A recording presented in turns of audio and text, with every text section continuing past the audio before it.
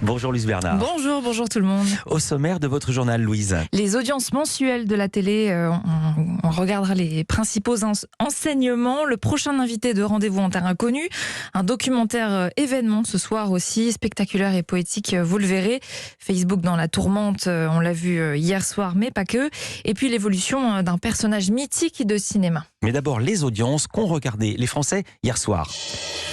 Ils ont regardé L'amour est dans le pré, encore une fois leader M6 cette semaine. 4 275 000 téléspectateurs. C'est un record en nombre de téléspectateurs pour cette nouvelle saison. L'amour est dans le pré qui ne fait qu'augmenter chaque semaine. 19,2% de part d'audience. Deuxième France 2 avec le final de sa mini-série L'Absente. Décidément chaque semaine je n'y arrive pas. L'Absente. 3 150 000. Oui, ça y est, c'est la fin. Et il n'y aura pas de deuxième saison d'ailleurs. Pas pour les audiences parce qu'elles sont bonnes. Je vous les donne. 3 150 000 téléspectateurs, 13,9% de part d'audience, c'est en hausse par rapport à la semaine dernière. Non, pas de deuxième saison parce que c'est une série qui est une mini-série qui a été écrite pour ne durer qu'une saison. Et au passage, juste un mot, demain on recevra la patronne de la fiction de France Télévisions, Anne Holmès, dans Culture Média. Et ben vous pourrez en parler avec elle et lui demander si finalement elle va pas demander une deuxième saison quand même. Troisième de cette soirée, TF1 avec le final d'une affaire française. Petit score, 2 870 000 téléspectateurs devant le premier épisode de la soirée, 13% de part d'audience. C'était le final là aussi. Audience décevante globalement pour cette fiction qui était donc inspirée de l'affaire Grégory. Culture Média. Et on va continuer à parler d'audience de la télévision dans votre journal des médias, Louise, car celles du mois de septembre viennent de tomber. Quels enseignements on peut tirer de cette rentrée, Louise? Déjà que les Français ont regardé un petit peu moins longtemps la télévision par rapport à l'an dernier. La durée d'écoute est passée de 3h36 à 3h23 cette année. Au niveau du classement des groupes, c'est toujours France Télévisions qui reste leader, mais qui accuse une baisse l'an dernier. Il faut dire qu'il y avait eu le Tour de France à cette période, décalé à cause de la crise sanitaire. Donc forcément, ça avait boosté les audiences de septembre l'an dernier. Puis vient le groupe TF1 en progrès sur un an, notamment grâce à sa chaîne TF1 qui fait une très belle rentrée. Et chiffre très important en plus pour les groupes privés, le groupe TF1 réalise une très bonne audience sur la cible commerciale. Ce sont les femmes responsables des achats de moins de 50 ans. 34,7%, c'est la meilleure audience depuis 2009. Troisième position pour M6 en légère baisse, mais qui progresse là aussi sur cette fameuse cible commerciale, léger progrès. Autre enseignement, Louise, les chaînes d'information sont très en forme. BFM TV, CNews, LCI, France Info, les 4 chaînes signent toutes une très bonne rentrée. BFM TV reste première, en hausse sur un an. CNews suit avec la plus grosse progression des chaînes info et qui réduit donc son écart avec BFM TV. LCI et France Info en hausse également, très légère mais en hausse quand même.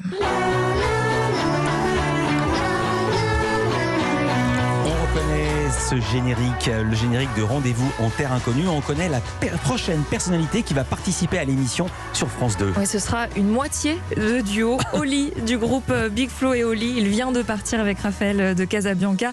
C'est l'animateur qui l'a annoncé sur Twitter avec une photo d'Oli les yeux bandés devant un avion. Alors quelle destination l'attend? D'après Le Parisien, il s'agirait de Madagascar, au sud-ouest de l'île, dans l'une des dernières tribus nomades, les Vezos.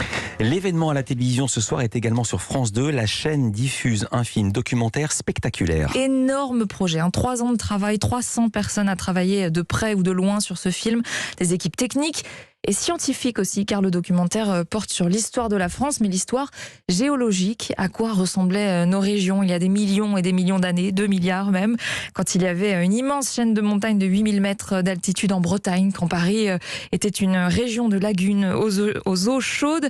Ce film, c'est le travail entre un réalisateur, le fruit du travail entre un réalisateur, Michael Petiot, et un géologue, Arnaud Guérin. Ensemble, ils parviennent à rendre accessible ce domaine qui, en apparence, n'est quand même pas très grand public. La géologie, écoutez Michael Petiot, le réalisateur. Il y a une espèce de narration, un conte. En fait, le film est construit sur le principe d'un voyage fabuleux. Donc, le narrateur nous emmène dans quelque part dans son monde. Bon, c'est pareil. Ce narrateur ne va pas nous faire un cours de géologie. Il faut qu'il nous emmène sur un terrain beaucoup plus onirique, beaucoup plus poétique. Et là, il fallait donc poétiser la science. Il fallait imaginer comment raconter la compression, comment raconter l'érosion, comment raconter cette incroyable forêt du Carbonifère qui couvrait le nord de la France, sans en faire un cours de physique-chimie qui soit un petit peu rude. Et pour représenter la France telle qu'elle était il y a des millions et des millions d'années, pas question de reconstitution en 3D. Non, c'est un procédé spectaculaire qui est utilisé. C'est une technique de superposition d'images, celle des régions françaises actuelles avec celle d'autres pays où en fait le réalisateur est parti chercher des roches ou des paysages équivalents à celles d'il y a des millions d'années en France. Par exemple, pour une montagne devenue le Mont-Saint-Michel, ils sont allés tourner en Islande et ont superposé ensuite les images. Pour la Bretagne, c'est en Nouvelle-Zélande. Paris en Australie, etc. Résultat vraiment spectaculaire avec de très nombreuses vues aériennes. Résultat poétique aussi, une sorte d'ode à la Terre voulue par le réalisateur Michael Pitio. Tout ce qui nous entoure, sans exception, a une histoire magique et poétique. La genèse de la planète a quelque chose de sublime. Chaque plante, chaque petite forme de vie que l'on approche a sa magie. C'est là où il y a un charme, c'est là où ça devient inspirant en fait. Il y a un plaisir à se reconnecter au monde qui nous entoure. Et c'est ça qui nourrit, je pense, le texte et l'envie de ce film, finalement. On a là une chance inouïe d'habiter cette planète. C'est tellement précieux. C'est tellement précieux. On ne trouvera pas d'autres planètes Terre ailleurs. Le réalisateur qui a d'ailleurs tourné plusieurs films avec Yann Arthus Bertrand. Et son documentaire, celui-ci, France, un incroyable voyage, est diffusé ce soir à 21h05 sur France 2, suivi du making-of du film Incroyable secret de toute la fabrication. On reste un peu dans la technologie. Le groupe Facebook a subi une panne massive hier. Pendant près de 7 heures, ça ne vous a peut-être pas échappé. Hier, en fin d'après-midi et dans la soirée, impossible de répondre à vos messages sur WhatsApp, d'espionner la vie de vos amis sur Instagram ou Facebook. Mais ce fut le cas de millions d'utilisateurs dans le monde. Les 3 plateformes étaient en panne. La faute à un changement de configuration dans les serveurs d'après Facebook. Facebook qui tenait au courant ses utilisateurs via Twitter, oui, forcément. Les deux marques sont concurrentes, je dis ça pour qu'ils ne le sauraient pas. Exactement, et par communiqué de presse quand même aussi. Une panne, ça n'est pas rare, mais celle-ci, c'est la plus importante jamais observée. Même les systèmes internes de Facebook étaient touchés, donc ce qui a rendu encore plus difficile la réparation. Juste un mot qui m'a fait sourire, les employés, les badges ne marchaient plus. Ils ne pouvaient plus rentrer au bureau. Exactement, difficile pour réparer donc cette panne, d'autant plus qu'elle tombe à un très mauvais moment pour Facebook, qui est dans la tourmente depuis les révélations d'une lanceuse d'alerte, Frances Haugen.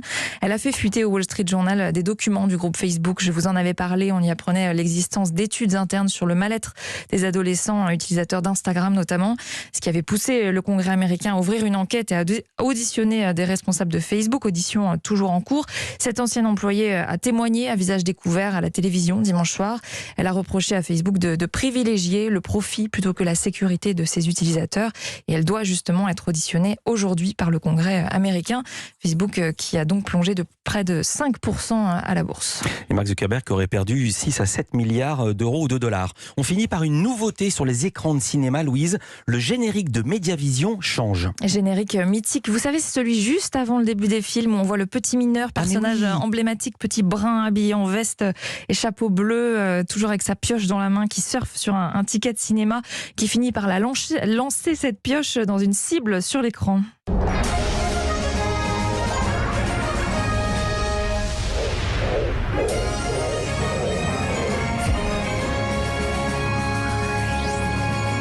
Avec la musique, on reconnaît encore mieux. On l'a tout de suite. Eh bien, Mediavision vient de changer son générique. Alors, je vous rassure, le petit mineur est toujours là, toujours en bleu. Son visage a très légèrement changé.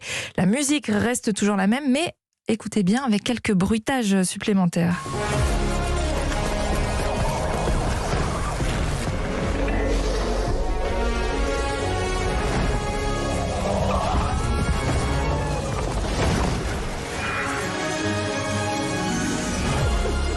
Alors, bruitage supplémentaire, évidemment, c'est à l'image surtout que ça se passe, ce qui est très pratique pour vous le raconter en radio.